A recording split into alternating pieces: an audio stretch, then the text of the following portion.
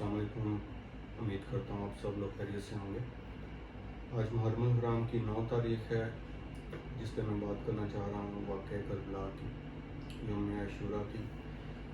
जो हम सब के लिए बाइस गम भी है, बाइस तकलीफ़ भी है। और ये एक ऐसा वाक़या है कि जिसको भुलाया नहीं जा सकता। और इस वाक़या से हमें बहुत सारे सबक भी हासिल होते हैं, हमारे ईमान की पुख्तगी भी इससे होती है। और जो कुछ भी मैंने उलमा इकराम से सुना या पढ़ा, उसको मुख्तसर अंदाज में कोशिश करूँगा कि आप लोगों के साथ शेयर किया जाए, ताकि इस चीज़ से वाबस्तगी भी रहे हमारी, इस चीज़ से आगाही भी रहे हमारी। तो इस चीज़ का ताल्लुक़ जो है, इस गम का जो ताल्लुक़ है या इस दुख का जो ताल्लुक़ है, वो किसी भी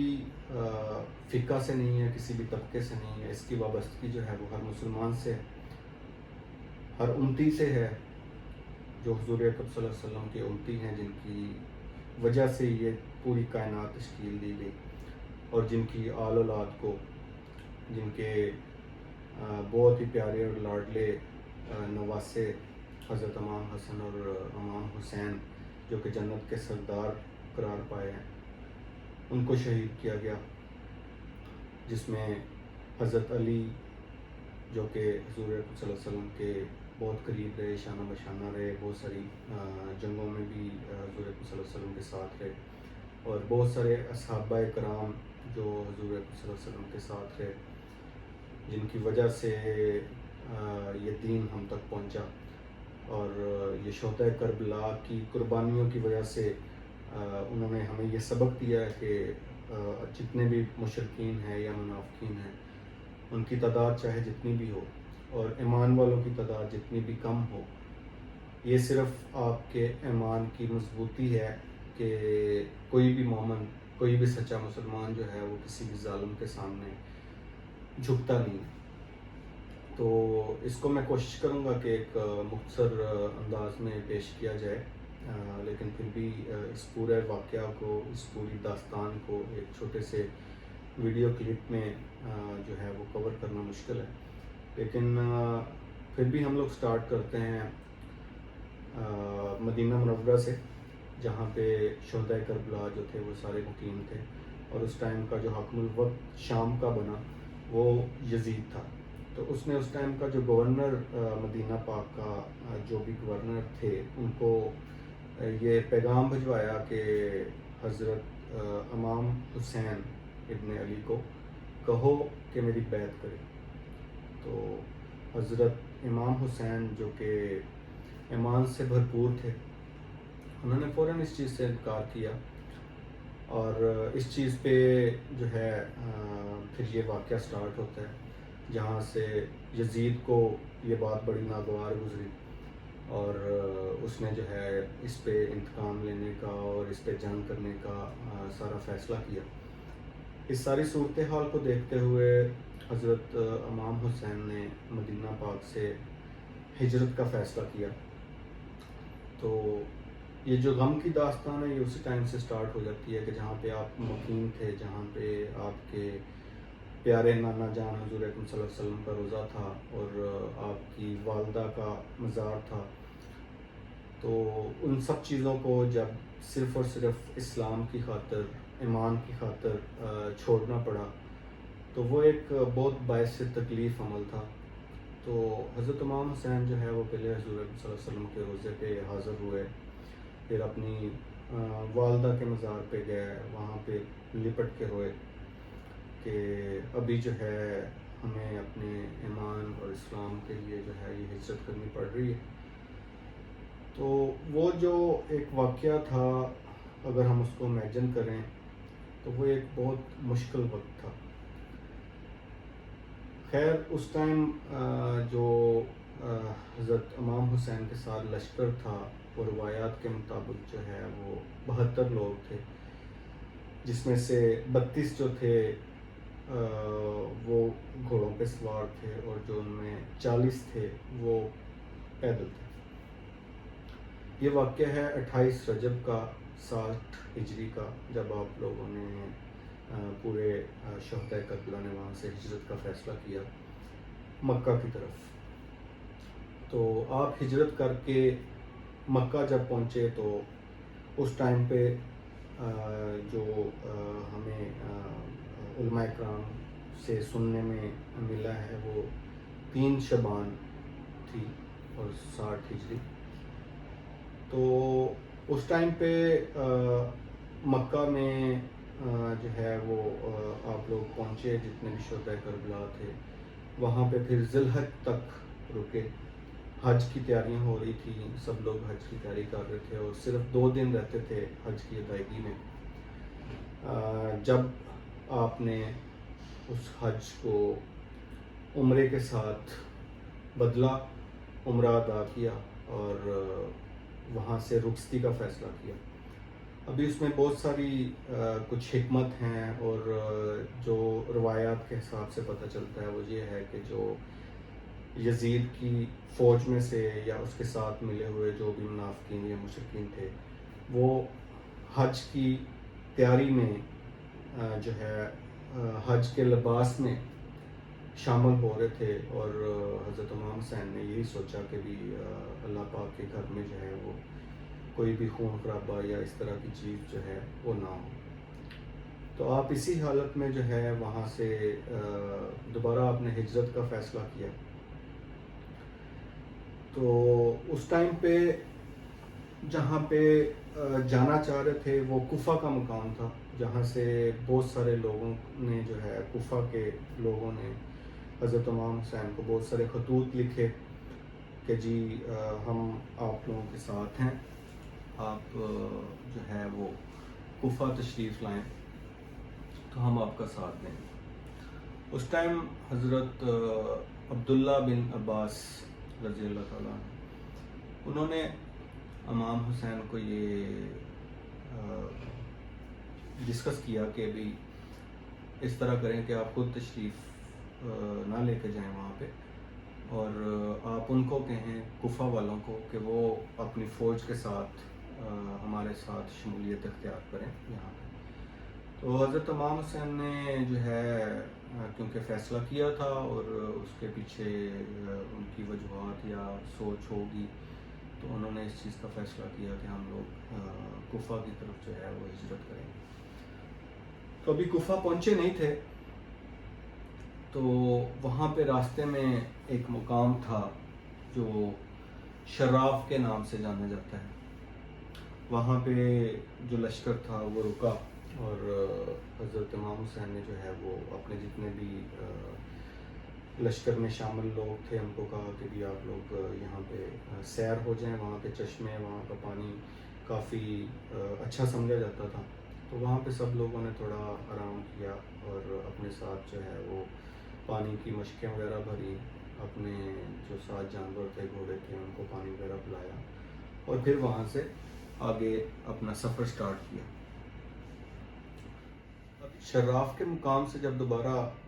حضرت امام حسین نے اپنے لشکر کے ساتھ سفر کا آغاز کیا اور اس دورانیے میں جو ہے وہ یزید کو پتہ چلتا ہے کہ حضرت امام حسین جو ہے وہ اپنے لشکر کے ساتھ جو کہ 72 لوگوں پر مشتمل تھا اور وہ کوفہ کی طرف روانہ ہو رہے تھے. تو ان کو کوفہ پہنچنے سے روکنے کے لیے اس ٹائم کا جو بھی گورنر تھا کوفہ کا اس کو ہٹا کے ایک عبداللہ بن زیاد نامی شخص کو جو ہے وہاں کا گورنر منتخب کیا, جو سننے میں آیا ہے کہ بڑا ایک ظالم انسان تھا. تو ابھی اسی دورانیے میں جب آپ نے اپنا تھوڑا سفر وہاں سے شروع کیا اور وہ ایک بڑا کٹھن راستہ تھا, پورا ریگستان جس کے آس پاس میں کوئی آبادی یا پانی وغیرہ کا نام نشان نہیں تھا. تو اس ٹائم پہ آپ دیکھتے ہیں دور سے کہ اس ٹائم پہ یزید کا بھیجا ہوا پہلا لشکر جس کی سربراہی جو ہے حر بن یزید ریاحی نام کا جو سپہ سالار تھا وہ تھا. اور وہ سننے میں آیا کہ یزید کا دوسرا یا تیسرا بڑا سپہ سالار تھا. تو اس کو جو ہے وہ حضرت امام حسین اور ان کے لشکر کو روکنے کے لیے بھیجا گیا. جو مختلف روایات کے حساب سے پتہ چلتا ہے کہ 1000 سے 3000 لوگوں کے لشکر کے ساتھ وہ پہنچا. لیکن اس راستے میں اس کو حضرت امام حسین اور ان کے لشکر تک پہنچنے کے لیے بڑی مشکلات کا سامنا ہوا، کیونکہ وہ راستہ پورا ریگستان تھا اور بغیر پانی کے. تو ان کو تقریباً جو ہے وہ 3 دن کا ٹائم لگا وہاں تک پہنچنے کے لیے. اور جب اس کی آرمی جو ہے وہاں پہ پہنچی اور حضرت امام حسین علیہ السلام جو ہیں انہوں نے اس چیز کا نوٹس لیا اور وہ سب لوگ تیار ہوئے جنگ کے لیے. تلواریں جو ہے وہ میانوں سے باہر نکال لیں اور انتظار کرنے لگے ان کے پہنچنے کا. لیکن جب وہ لوگ پہنچتے ہیں تو یہ کیا دیکھتے ہیں کہ وہ لوگ بالکل جو ہے نہ تو لڑنے کے قابل تھے نہ ہی چلنے کے قابل تھے، بلکہ ان کے جو جانور، ان کے گھوڑے، جو ان کے اونٹ تھے وہ بھی بالکل نڈھال تھے اور ان کی پوری آرمی بھی نڈھال تھی. اس ساری چیز کو دیکھتے ہوئے، حالانکہ پورے لشکر کو اور حضرت امام حسین کو بھی اس چیز کا علم تھا کہ یہ لوگ ہمیں روکنے کے لیے آئے ہیں یا ہمیں شہید کرنے کے لیے آئے ہیں، اس کے باوجود جب ان کو اس حالت میں دیکھا گیا تو کیونکہ حضرت امام حسین بہت سخت اور بہت نرم دل انسان تھے، انہوں نے اپنے لشکر کو حکم دیا کہ ان سب آرمی والوں کو، اس پورے لشکر کو، بلکہ ان کے جانوروں کو بھی پانی پلایا جائے. اور اس لشکر میں شامل علی بن طان نام کا ایک فوجی تھا، جس سے بعد میں روایات سے سننے میں آیا کہ وہ کہہ رہا تھا کہ میری حالت اس طرح کی تھی کہ میں پانی پی بھی نہیں سکتا تھا، میں گر رہا تھا بار بار. اور حضرت امام حسین خود چل کے میرے پاس آئے اور انہوں نے جو ہے وہ مجھے پانی پلایا. یہ اس پورے صورتحال کا آپ اندازہ لگائیں جب صرف 72 لوگ جو ہیں وہ 1000 سے 3000 والی فوج جو ہے اس کا سامنا کر رہے ہیں. بہت آسان تھا اس ٹائم پہ ان کو مارنا یا ان کا سامان لینا یا ان کو قتل کرنا، بہت آسان تھا. لیکن پھر بھی ان کے سخی ہونے کا، ان کے نرم دل ہونے کا یہ ثبوت تھا کہ انہوں نے اپنے دشمنوں کے ساتھ بھی یہ رویہ رکھا. اس کے بعد جو حر جو کہ سپہ سالار تھا وہ حضرت امام حسین کے پاس آیا اور کہنے لگا کہ جی میں آپ کو کوفہ نہیں جانے دوں گا، اسی لیے میں نے پورا سفر کیا اور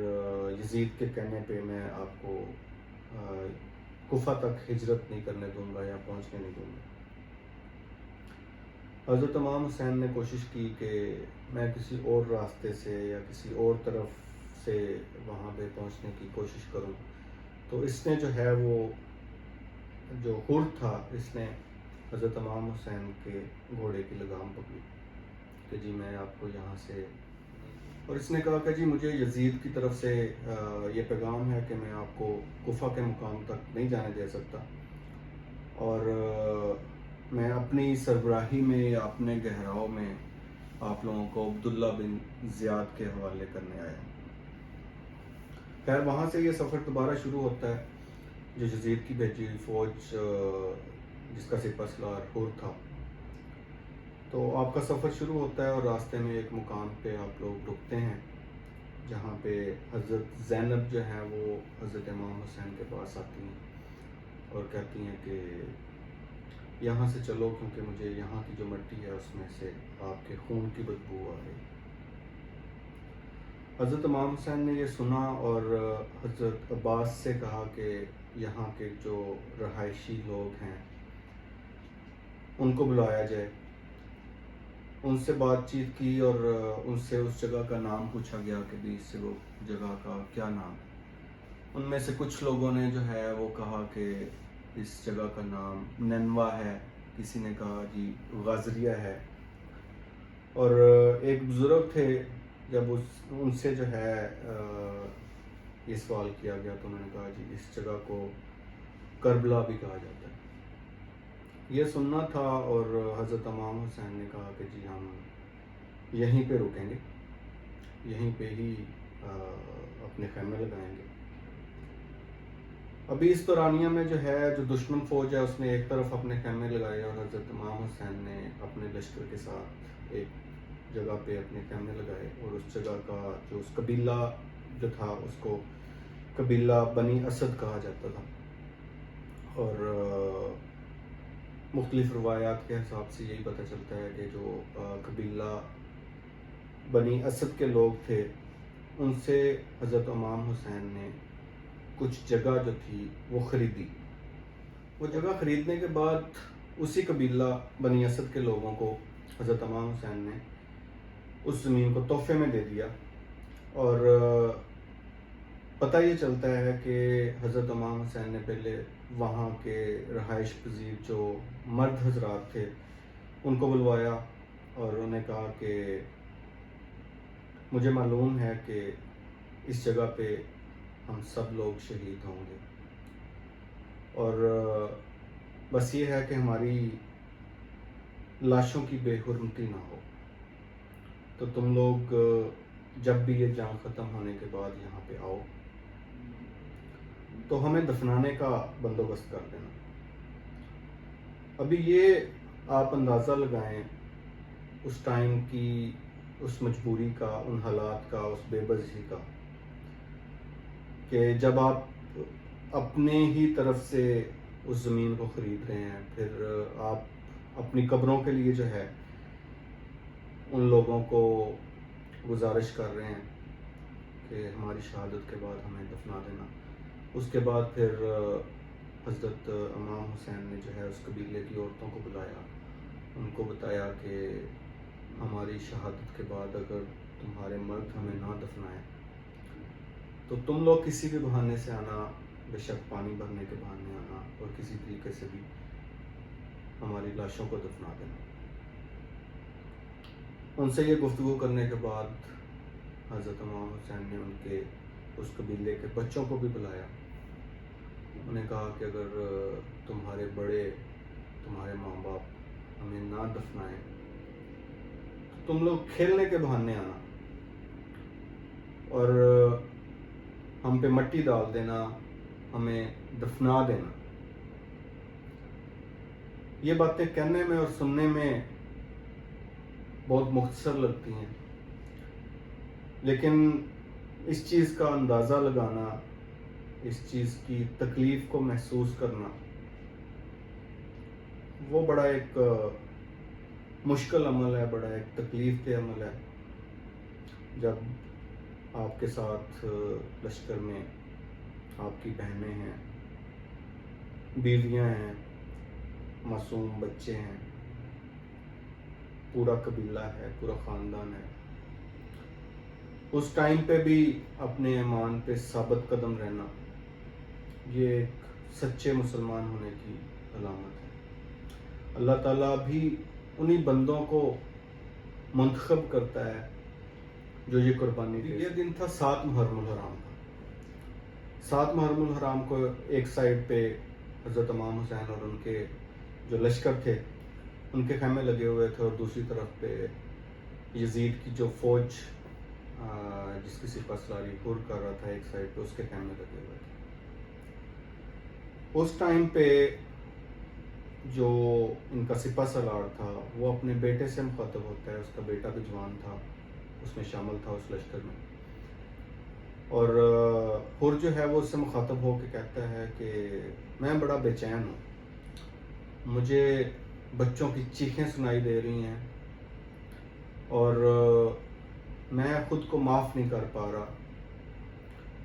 کہ میں کس طریقے سے یہ جنگ لڑوں گا۔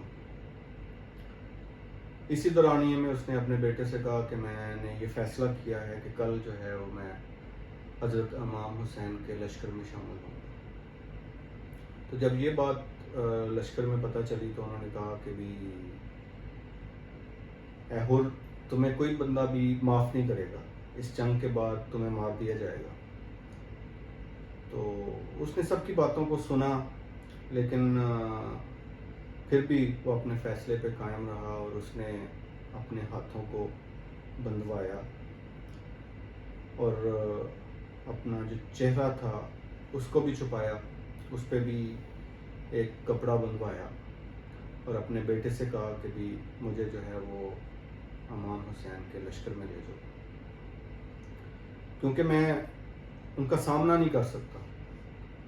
یہ وجہ تھی کہ اس نے اپنی آنکھوں پہ بھی پٹی بندھوائی، اپنا چہرہ بھی چھپایا اور اپنے ہاتھوں کو بھی بندھوایا۔ ابھی جب حر کا بیٹا حضرت امام حسین کے لشکر اور ان کے خیمے کی طرف جا رہا تھا تو وہ کیا دیکھتے ہیں کہ دور سے مٹی اڑ رہی ہے، اور انہوں نے سوچا کہ شاید یہ لوگ جو ہے وہ ہم پہ ابھی حملہ آور ہو رہے ہیں یا جنگ کی تیاری کے ساتھ آ رہے ہیں۔ اس دورانیے میں حضرت امام حسین دیکھتے ہیں اور وہ کہتے ہیں کہ یہ حضرت حر آ رہا ہے، جو ایک ہی دن میں، جس کو کہتے ہیں کہ اس بندے نے ایک دن میں ہی جنت کما لی تھی۔ اس کا جو احساس تھا، وہ بار بار اس چیز کو کہہ رہا تھا کہ میری جو غلطی ہے، یہ سارا کچھ میں نے ہی کیا، ان کا راستہ بھی روکا، ان کو یہاں تک لے کے بھی آیا، اور اس سارے واقعہ کے بعد پتہ نہیں حضرت امام حسین مجھے معاف کریں گے یا نہیں۔ حضرت امام حسین جب یہ دیکھتے ہیں تو وہ حضرت عباس سے، حضرت قاسم سے مخاطب ہوتے ہیں کہ یہ حر آ رہا ہے، اور کسی بندے نے یہ سوال نہیں کیا کہ یہ وہی لوگ ہیں، یہ وہی سپہ سالار ہے جس کی وجہ سے ہم لوگ آج یہاں پہ ہیں، جس نے ہمارا راستہ روکا۔ ابھی ان کے سخی دل ہونے کی علامت، اور ان کے ساتھ جو لشکر تھے اس میں حضرت امام حسن اور حسین کی جو آل تھی وہ چل پڑے۔ حضرت عباس خود سے چل پڑے، حضرت اکبر خود سے چل پڑے، حضرت قاسم وہ ان کو جو ہے ویلکم کرنے کے لیے وہاں سے چل پڑے، اور جو حضرت حر کا بیٹا تھا جو ان کو لے کے آ رہا تھا، ظاہر ہے وہ خود سے تو کچھ دیکھ نہیں سکتے تھے، اس نے کہا کہ بابا میں آگے نہیں چل پا رہا، میں اتنا شرمندہ ہوں کہ میں آگے نہیں چل پا رہا۔ انہوں نے پوچھا کہ کیا وجہ ہے؟ انہوں نے کہا کہ بھی آپ کو لینے کے لیے حضرت امام حسن اور حضرت امام حسین کی آل خود تشریف لا رہی ہے۔ تھوڑی ہی دیر میں دیکھتے ہیں اور وہ کہتے ہیں کہ اب تو میں بہت زیادہ شرمندہ ہوں، ابھی میں مزید جو ہے نا ان کا سامنا نہیں کر سکتا۔ پھر حضرت حر نے پوچھا کہ ابھی کیا واقعہ ہے؟ تو انہوں نے کہا کہ جی حضرت امام حسین خود گھوڑے پہ سوار آپ کی طرف آ رہے ہیں آپ کو لینے کے لیے۔ تو حضرت حر کہتے ہیں کہ مجھے صرف یہ بتا دو کہ حضرت امام حسین کے قدم مبارک کس طرف ہے۔ وہ جیسے ہی حضرت امام حسین گھوڑے سے اترتے ہیں تو وہ آپ کے قدموں میں گر جاتا ہے، اور وہ صرف ایک سوال پوچھتا ہے کہ جو میں نے یہ سارا کچھ کیا، کیا مجھے اس چیز کی معافی مل جائے گی؟ اور آپ یہاں پہ بڑا پن دیکھیں، آپ یہاں پہ ایمان دیکھیں، آپ یہاں پہ حضرت امام حسین کے سخی ہونے کا جو ثبوت ہے وہ دیکھیں کہ انہوں نے کوئی لفظ نہیں کہا، اور اسے کہا کہ بھائی حر ہم نے تمہیں معاف کیا۔ ان کا یہ کہنا تھا، اور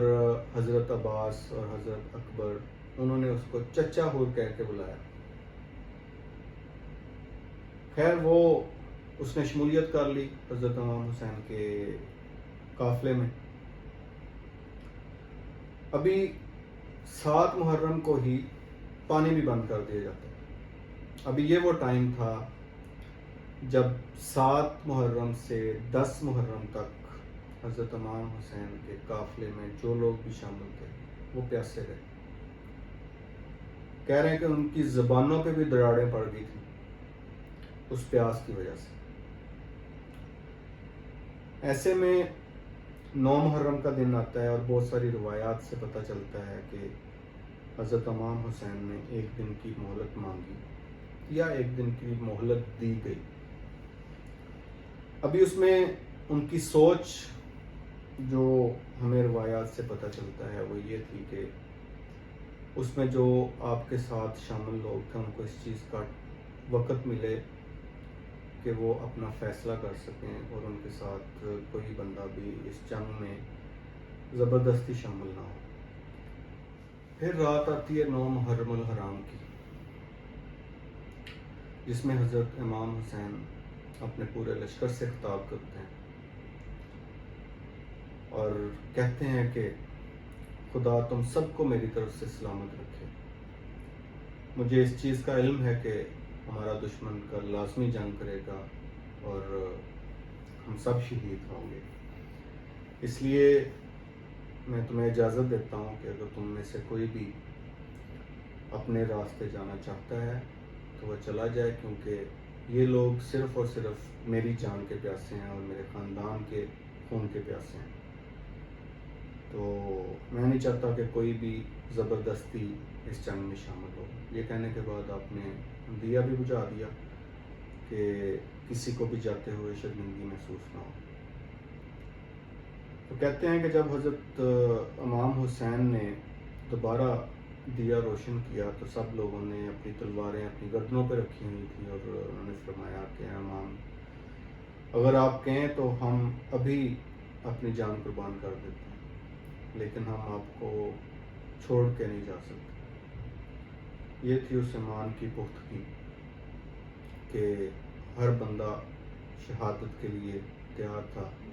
لیکن نہ تو وہ اسلام کو چھوڑنے کے لیے، اپنے ایمان کو چھوڑنے کے لیے اور اپنے امام کو چھوڑنے کے لیے کوئی بھی فرد تیار نہیں تھا۔ خیر 10 محرم کا دن آتا ہے اور جنگ شروع ہو جاتی ہے۔ حضرت حر جو تھے وہ صف اول میں لڑے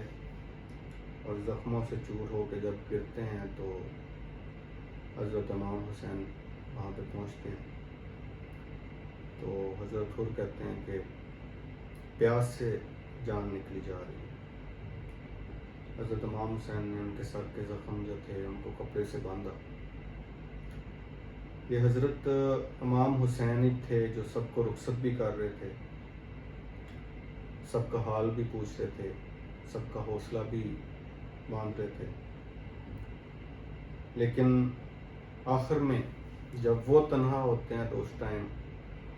ان کے زخموں کو باندھنے والا کوئی شخص بھی نہیں بچتا۔ سب سے پہلے اصحاب صف اول میں لڑے، شہید ہوئے،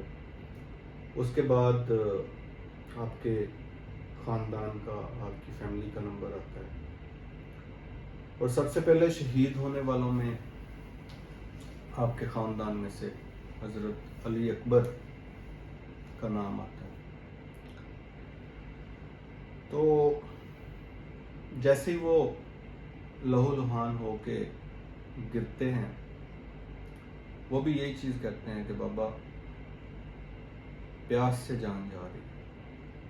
لیکن پھر بھی اتنے حوصلے سے وہ لڑے اور حضرت امام حسین کہتے ہیں کہ تم اپنی زبان کو میرے قریب لے کے آؤ، اور حضرت علی اکبر دیکھتے ہیں اور کہتے ہیں بابا آپ کی زبان تو مجھ سے بھی زیادہ خشک ہے، میں ابھی جو ہے اس چیز کی شکایت نہیں کروں گا۔ اسی دورانیے میں حضرت علی اکبر کی شہادت ہوتی ہے اور ان کا جو سر ہے وہ نیزے پہ لٹکایا جاتا ہے۔ اس پورے منظر کو شام کی عورتیں دیکھ رہی تھی، جن کو حضرت زینب نے یہ باتیں کرتے ہوئے سنا کہ یہ جوان جس کا بھی بیٹا ہے، جس کا چہرہ جو ہے وہ چاند سے مشابہ ہے، اس کی ماں نہ زندہ ہو۔ تو وہ اس سے پوچھتی ہیں کہ ایسی کون سی بات، ایسا کیا بگاڑا ہے تمہارا ان لوگوں نے جو تم یہ باتیں کر رہی ہو؟ کہتی یہ اس ماں کے لیے آسان نہیں ہوگا جس کا بھی یہ بیٹا ہے، جس کا بھی یہ سر نیزے پہ۔ کہتے ہیں کہ اسی طرح جنگ کی مشقوں میں ایک دفعہ حضرت علی اکبر کے تھوڑا سا زخم آیا تھا اور آپ کی والدہ جو تھی ان پہ غشی طاری ہو گئی تھی، جو ان کو کہتی تھی کہ علی اکبر میری آنکھوں کا نور ہے۔ میری زندگی کی بہار ہے. ابھی آپ اندازہ لگائیں اس ماں کا جو اپنے بیٹے کا سر نیزے پہ لٹکا ہوا دیکھ رہی ہے. کس طرح انہوں نے اس چیز کو برداشت کیا ہوگا. اس کے بعد جو حال تھا یہ تو حضرت علی اکبر اور ان کی والدہ کا تھا. جب آپ والد کی بات کرتے ہیں تو جب حضرت علی اکبر رخصت ہوتے ہیں جنگ کے میدان میں جانے کے لیے تو حضرت امام حسین سے رخصتی لے کے جا رہے ہوتے ہیں تو پیچھے ان کو پھر قدموں کی آواز سنائی دیتی ہے اور حضرت امام حسین چل کے پیچھے آ رہے ہوتے ہیں. تو حضرت علی اکبر ان سے پوچھتے ہیں کہ بابا ابھی تو میں آپ سے رخصت ہو کے آیا ہوں, آپ میرے پیچھے کیوں آ رہے ہیں؟ تو حضرت امام حسین کہتے ہیں کہ اگر تیرا بیٹا بھی علی اکبر جیسا ہوتا تو پھر میں تمہیں پوچھتا کہ تم جیسے بیٹے کو رخصت کرنا کتنا آسان ہے. اندازہ لگائیں اس باپ کا جس کو پتہ ہے کہ ابھی جو بھی جا رہا ہے وہ شہید ہونے کے لیے ہی جا رہا ہے اور واپس ان کی صرف لاش ہی خیمے میں آئے گی, وہ خود چل کے نہیں آئے گی. یہ ایک صبر ہے, یہ ایک ایسا کٹھن وقت ہے جس کو برداشت کرنا یا جس کو سوچنا ایک بڑا باعث تکلیف عمل ہے.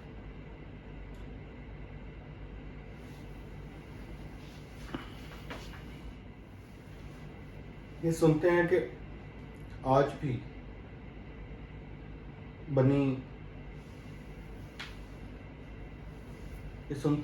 بھی قبیلہ بنی اسد کے لوگ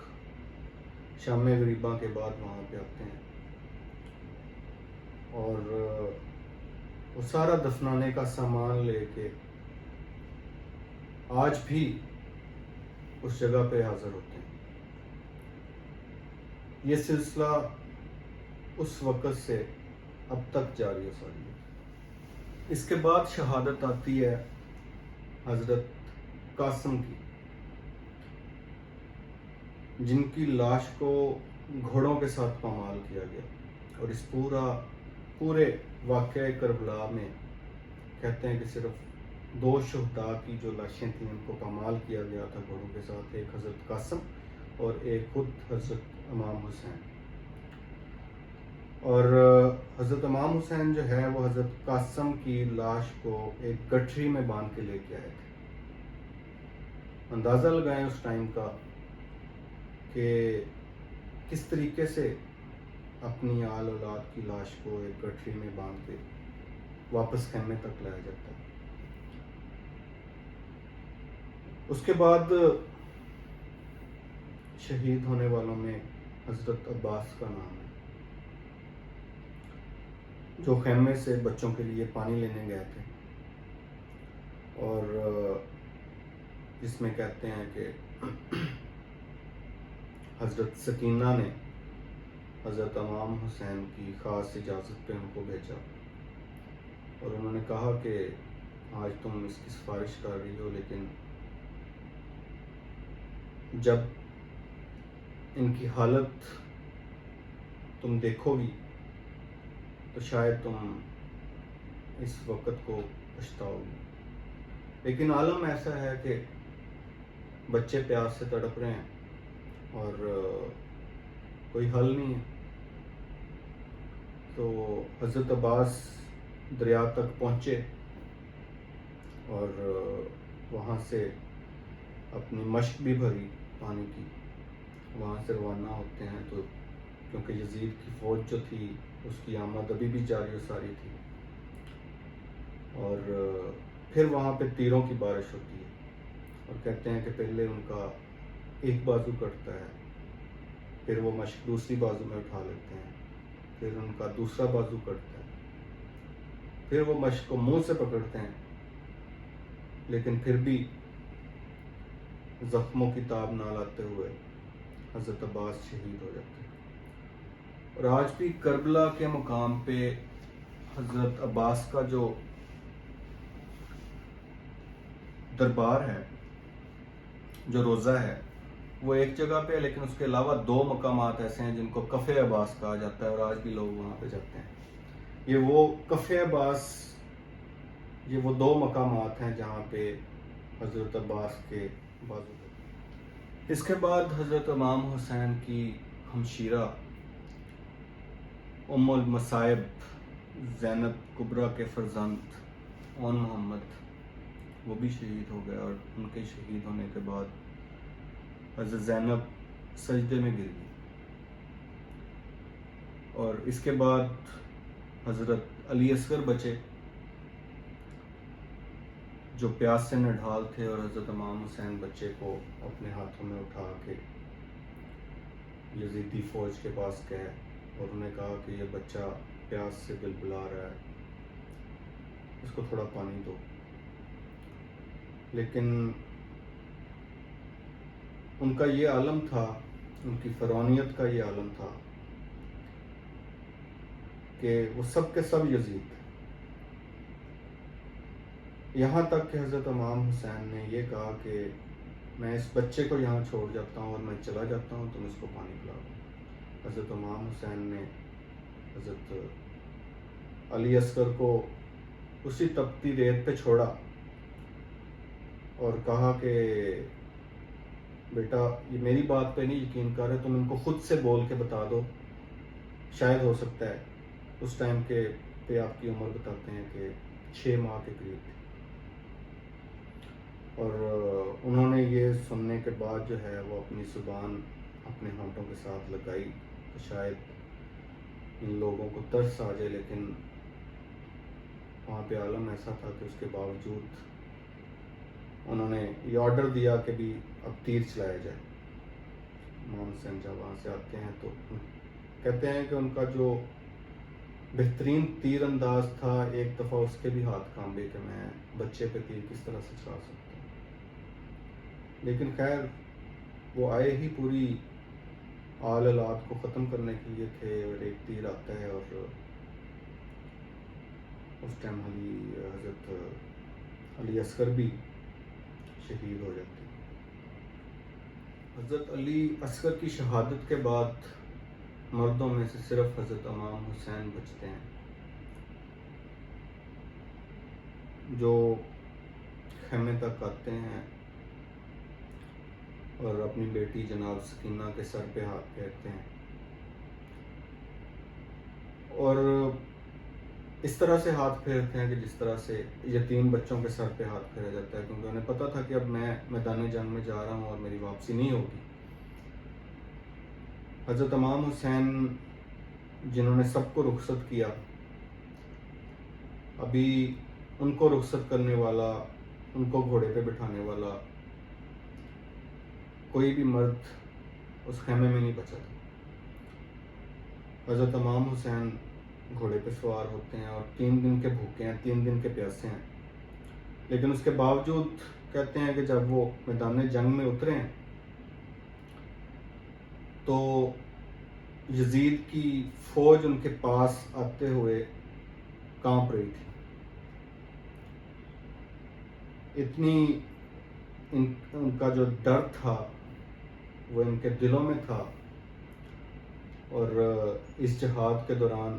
بہت ساری یزیدی فوج کو حضرت امام حسین نے اپنی تلوار سے قتل کیا، اور زخموں کی تاب نہ لاتے ہوئے پھر گر پڑے گھوڑے سے، اور اسی حالت میں حضرت امام حسین نے جو ہے وہ نماز بھی ادا کرنا شروع کی۔ اس دورانیے میں سنتے ہیں کہ شمر جو تھا وہ حضرت امام حسین کے سینے پہ آ کے بیٹھا، اور اس نے پھر وار کیے اور حضرت امام حسین وہاں پہ شہید ہوئے۔ ابھی یہ لوگ وہاں سے پیچھے ہٹے ہیں، اور یہ سوچ رہے تھے